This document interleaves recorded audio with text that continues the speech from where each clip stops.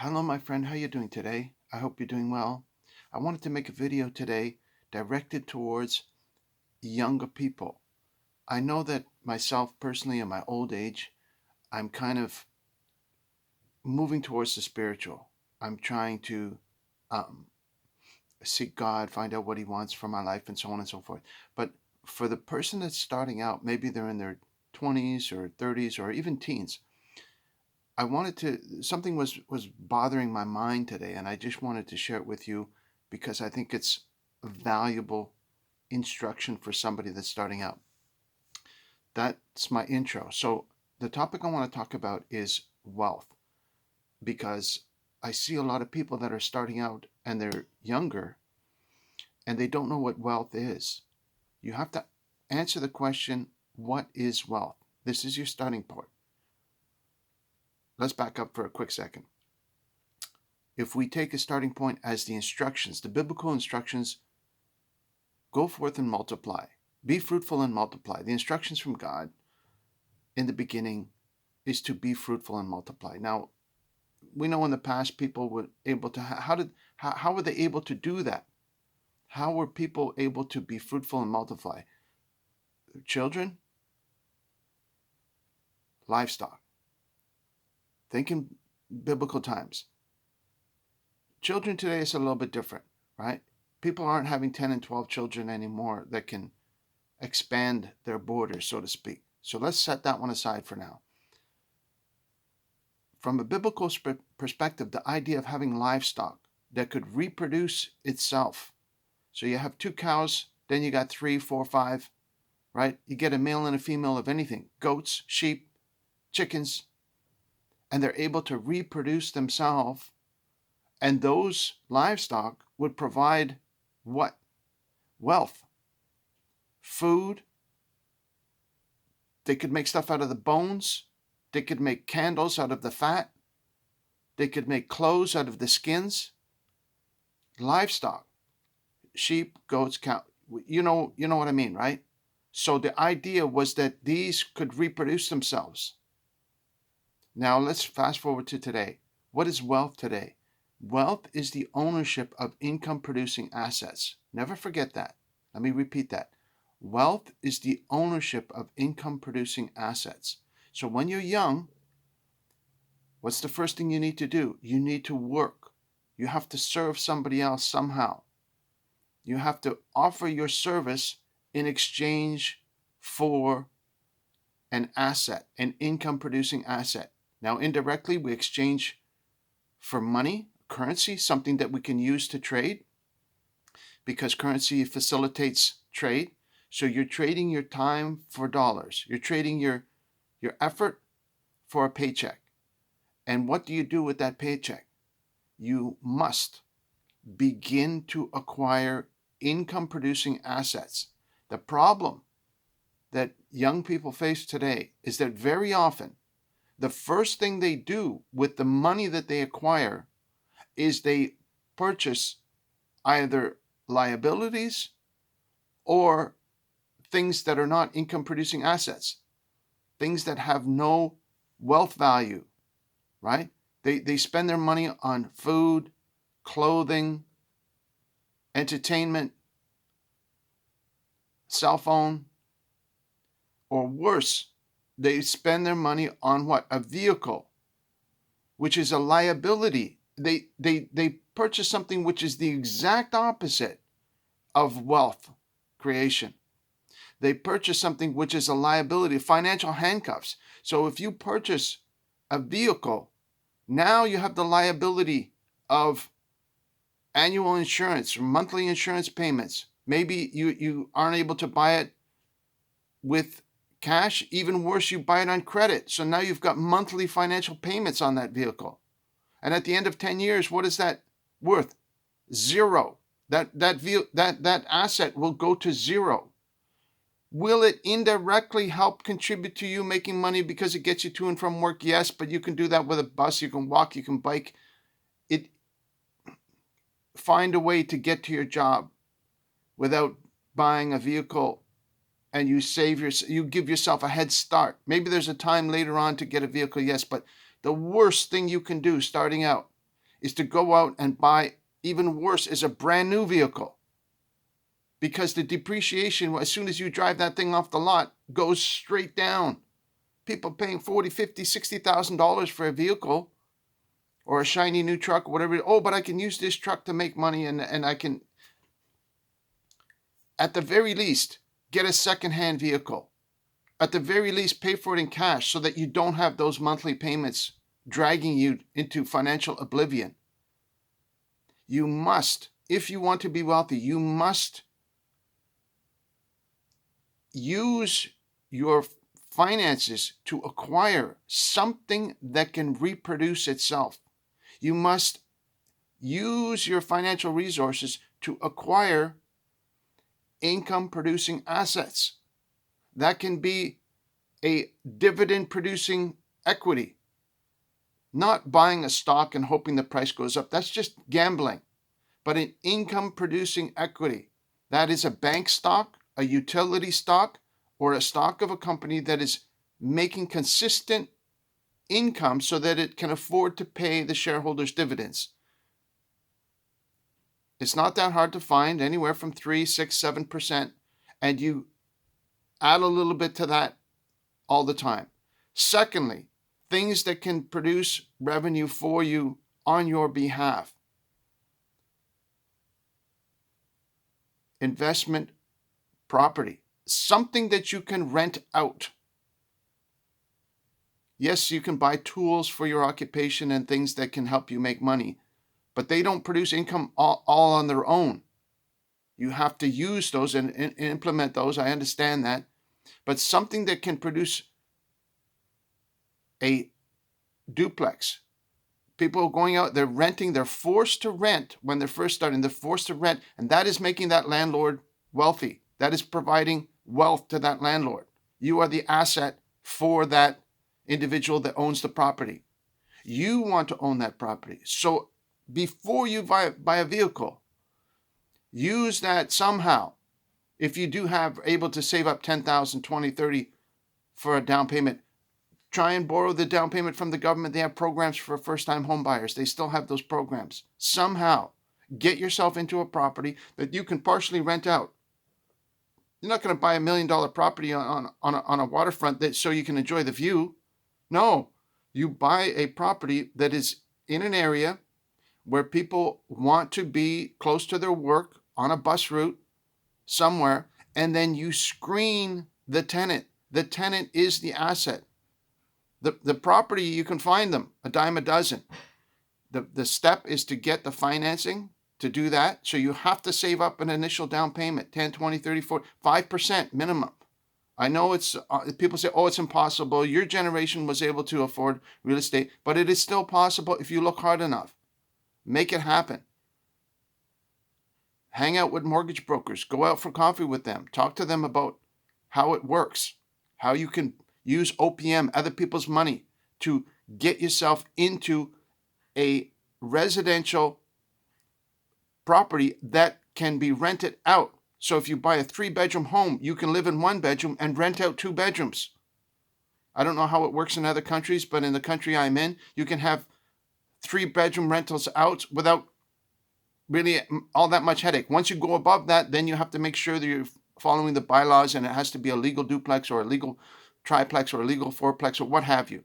But even on a very basic scale, a basic home of any kind will have space that you can rent out to somebody that's just starting out, that is also on the same path towards acquiring income-producing assets, but is just starting, right? So when you're just starting, yes, you probably have to rent a place, or you find a place to stay with relatives for free. If you can do that, you must be serving that person somehow. You can't just take advantage of people and say, okay, I'm just going to stay in this place and take advantage of the situation. No, you have to provide service to that person. You have to maintain that property or contribute to the household somehow, and then they'll let you stay there for a reduced rental price so that you can save up to own your own property. That's the idea.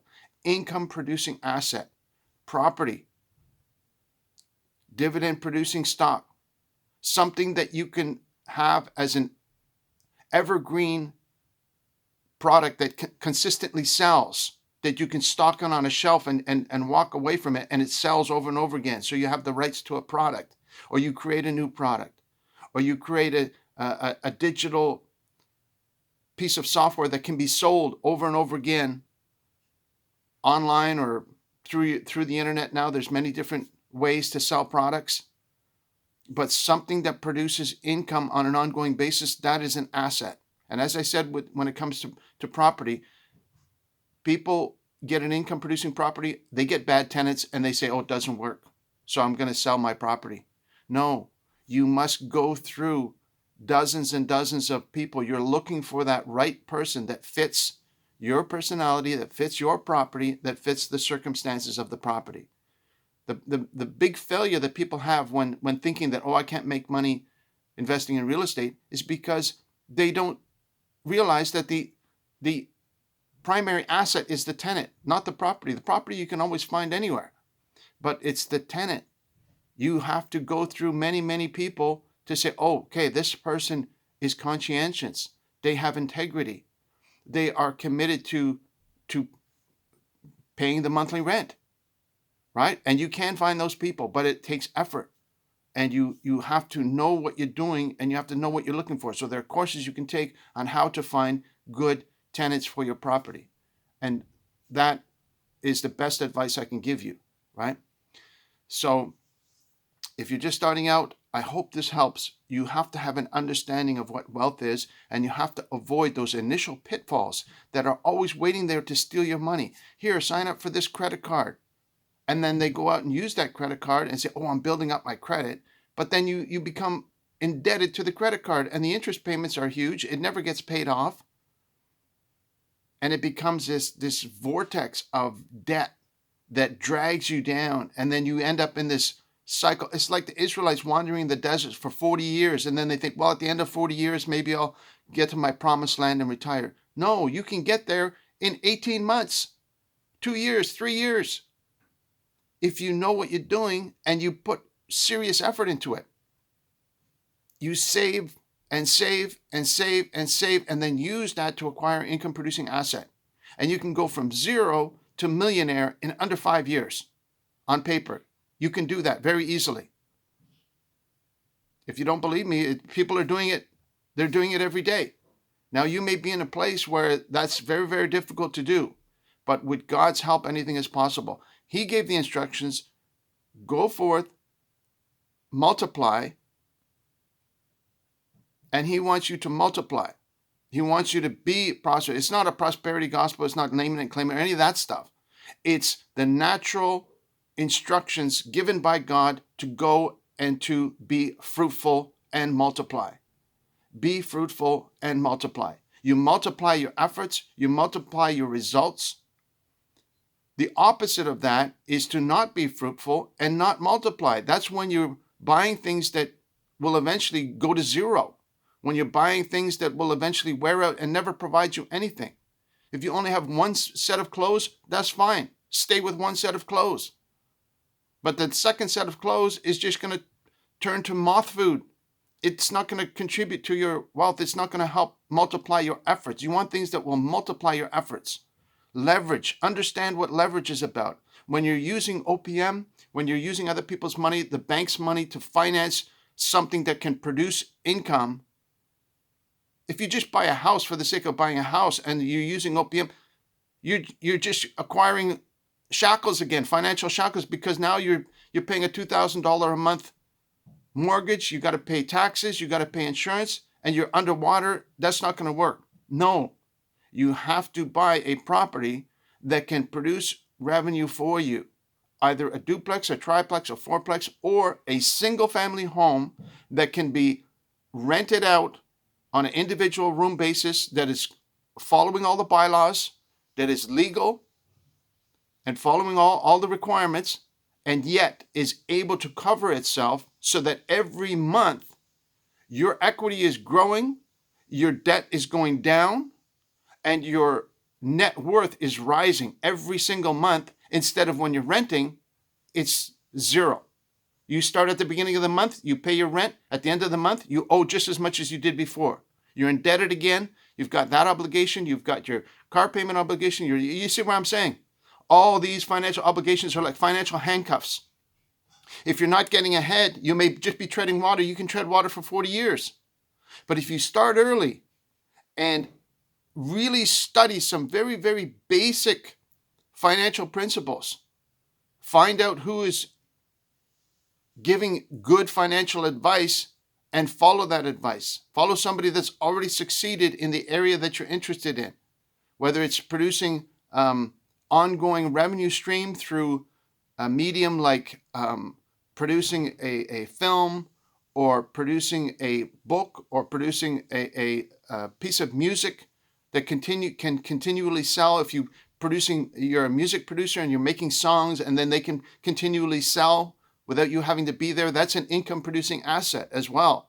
So whatever field that you're in, find out who has succeeded in that field and follow what they do.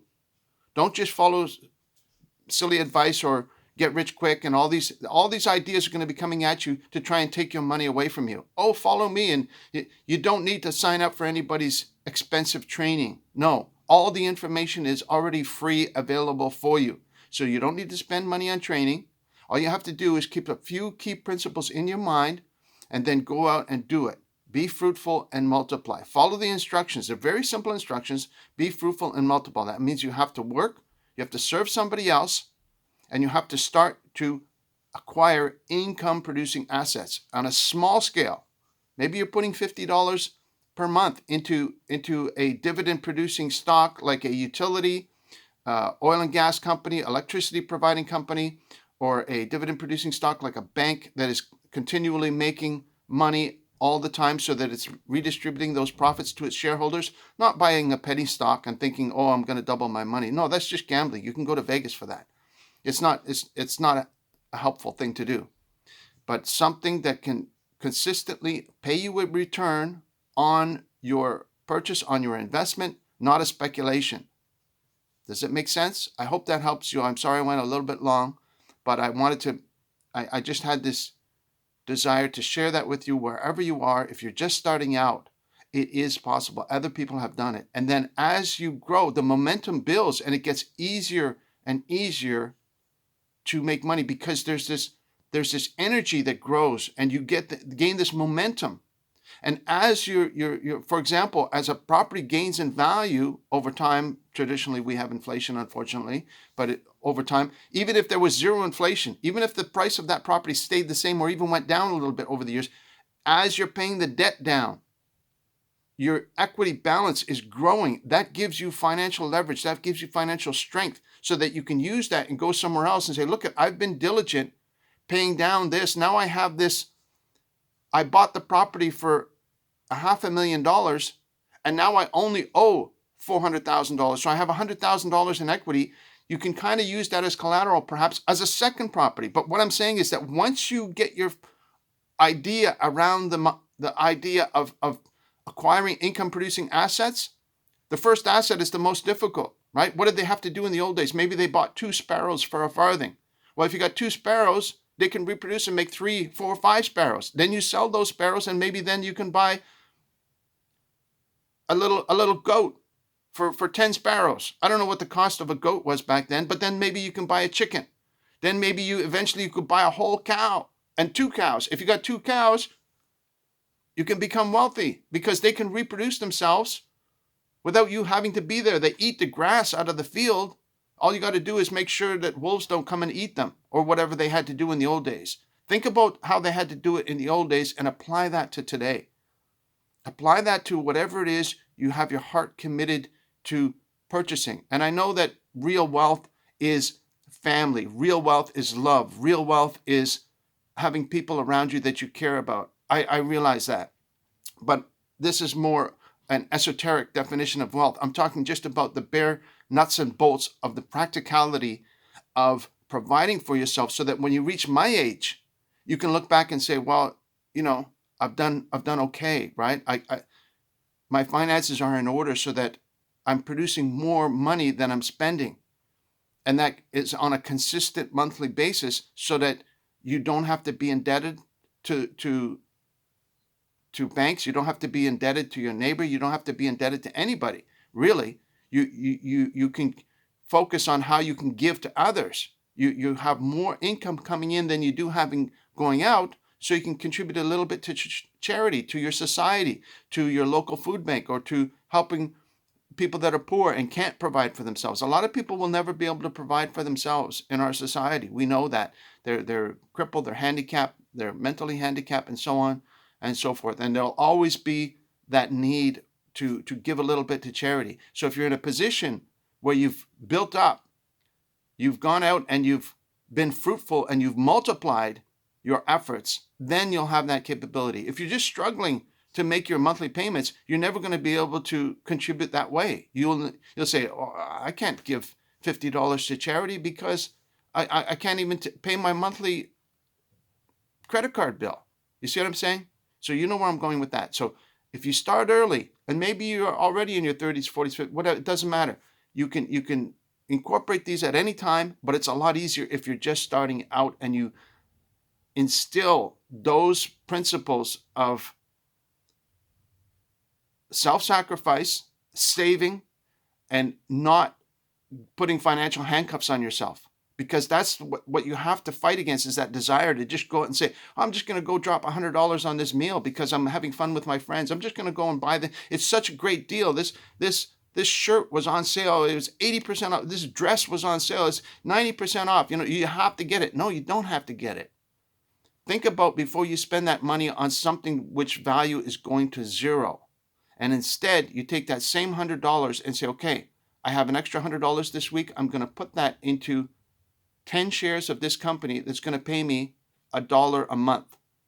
It might not sound like a lot, but $1 a month on a $100 investment is a huge return, right? That'd be like a 12% return, or whatever. Do the math on it. I don't know, right? But I'm just saying you may only get a tiny bit of income production out of that first $50 or $100 that you invest, but over time, if you keep adding to it, that $1 grows to $2 per month, and $3 and $5, and pretty soon you're making $100 a month in passive income.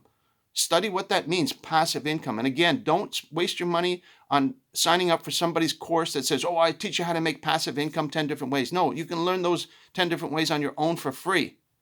That's a trap that a lot of people fall into. Say, well, I'm going to sign up for this training, and then this guy's going to show me how to do it. Because really what you're doing is you're abdicating your own responsibility for learning to somebody else and saying, here, I'll give you my $100 if you teach me how to get rich without me having to do anything except follow your course. And it's a lazy, indirect way to do it. I'm guilty of it myself. I've signed up for lots of trainings, and afterwards I've said, well, I just dropped a fair amount of money on something that I could have learned myself, and there's a bit of buyer's remorse. Don't worry if you've done that. I've done it. A lot of people do it. There is a market for it, and I know sometimes the money can be well spent, sometimes. But be very, very, very careful. Don't get taken in by these things that say, oh, you're going to make all this money and promise you the moon. If it's too good to be true, it is too good to be true. 99% of what you need to learn about being prosperous, becoming wealthy, is available for free in your local library, which is free. You can go and get all the books you want for free. Just go look in the financial section. How to The Millionaire Mind, T. Harv Eker. There's tons of them. There's tons of different books on how to get wealthy that you can read for free and study, spend a little bit of time, improve your mind, and invest in yourself, and you will become wealthy.